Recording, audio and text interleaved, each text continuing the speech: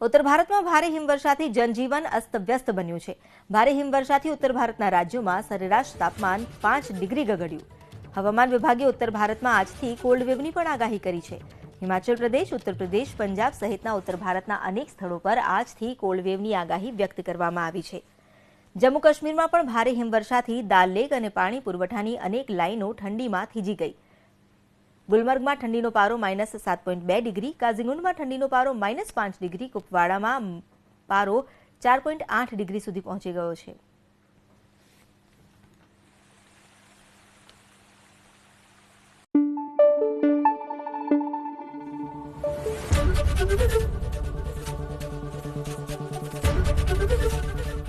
ABP અસ્મિતા, ગુજરાતની અસ્મિતા।